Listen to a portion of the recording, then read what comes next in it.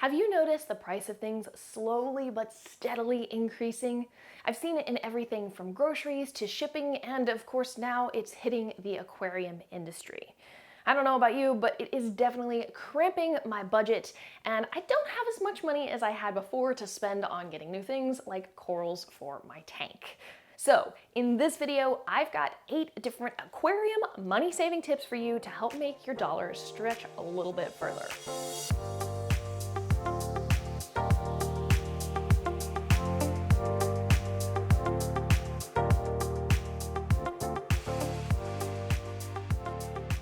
Hi there, I'm Hillary for Waterlogged on behalf of saltwateraquarium.com. Let's go ahead and start talking about these 8 money-saving tips. The first thing on my list today is buying in bulk. There's a number of things that we use on a regular basis in our aquariums, and it makes sense to buy them in bulk. We know that we're going to be using them again and needing them in the near future, so why not buy them in bulk? When you look at the sticker price, you might have a little bit shocked because it tends to be pretty high. However, if you look at the price per unit, you'll be able to tell that you're getting a better deal than if you were to buy them individually, one at a time as you need them. Good things to buy in bulk would be stuff like your GFO for media reactors or any sort of media that you would use in your tank. If you are using RODI filters, go ahead and buy them in bulk. Makes sense, they're not going to go bad. Salt is another thing that we all use, so if you have the space to buy in bulk and store it safely for use for later, why not do that? Now, one thing that I would advise you to use caution on when it comes to buying in bulk is things that have a specific shelf life, like the foods that you might be using. So I would wait and buy those as you need them. Speaking of feeding, the second thing on my list today is not overfeeding your tanks. It can be easy to accidentally overfeed, but if you keep an eye on that and feed the amount that you should, your food is going to last you longer. Not only that, but your tank is going to stay cleaner for longer, meaning you won't have to do water changes as frequently because it will stay cleaner. Those water parameters will be where they should be. Okay, the third thing on my list today is regular maintenance. If you haven't already seen my video talking about the ways that you should be maintaining the equipment on your tank, make sure to go back and watch that. But here's a brief overview.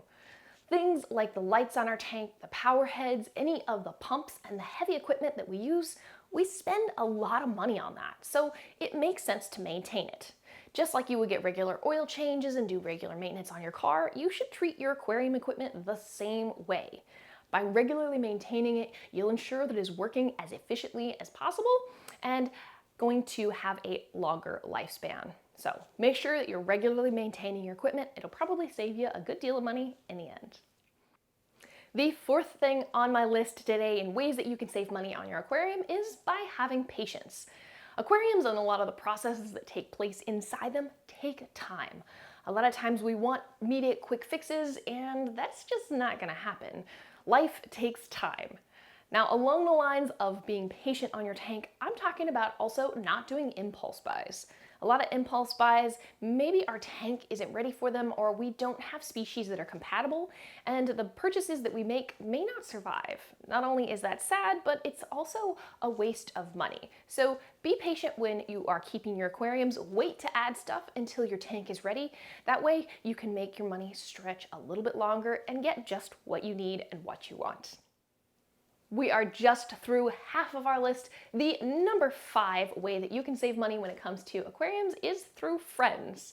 The aquarium community is an amazing community, and so many big cities and even small ones have really great aquarium groups. You can find them on Facebook, or you can look around locally, ask at your local fish store, and connect and meet some community members. Now, this can save you money because say that you want a coral that your friend has. Well, you could do a trade for something. Maybe you want to trade helping to clean an aquarium for a coral frag. Or maybe you have an excess of corals. Well, you can frag those and offer them for sale in your local aquarium community. Not only that, but what if you have an emergency and need to borrow a piece of equipment temporarily? Well, there's a good chance your friend might have that even if you don't, so you could save money there as well. Moving on, the 6th way that you can save money when it comes to aquarium keeping is purchasing energy efficient equipment. all of the equipment that is running on our aquariums, it takes energy to run. So say I've got the lights on this tank, I've got wave makers, I've got return pumps, I've got skimmers, I've got heaters, if you've got dosing pumps, all of those things are going to pull energy. That might not seem like just much for one piece of equipment, but put together, it can make a huge impact. And if you're like me and you have multiple tanks, that can actually be a pretty substantial chunk of your electric bill. So having energy efficient equipment is really important and will go a long way in saving you money. Another way that you can save money on keeping aquariums is maybe cutting back the hours that you run your equipment at full strength. So here's a couple of examples of this. So the lights on this tank, I don't have them running at full strength. They don't need to. My fish are healthy, my corals are healthy, they're doing good. So I have them reduced in their intensity. Not only that, but I don't run them all day long. Especially if you have tanks like a Fowler tank and you're only home for a few hours a day, it doesn't necessarily make sense to have your lights on a 12-hour cycle. Another example of ways that I cut back on my equipment is things like my skimmer. Typically at night, I have the skimmer turned off, and even my main return pump and my power heads, the power on those significantly decreases at night. Not only does that save me money, but it also gives my fish a little bit of a rest. They're not swimming as hard in the flow of the tank. Okay, my last way that you can save money when it comes to the aquarium hobby is by shopping sales. Saltwateraquarium.com has a bunch of really great sales throughout the year. The biggest one typically happens in November. So if there's any really big ticket items that you want, say you're looking for a tank or a new piece of equipment, November is definitely the time that you should be looking forward to planning out what you want to buy and add to your tank. But in the meantime, you can always go to their website, sign up for an account, and as you purchase things for your aquarium, you can get points. You can use those points on future orders. So make sure, after you're done watching this video, go over to saltwateraquarium.com, sign up for an account so that you can stay in touch and be notified when they are having new sales. All right, this has been Hillary for Waterlogged on behalf of saltwateraquarium.com. Thank you so much for watching. I'm wishing you and your aquariums the very best.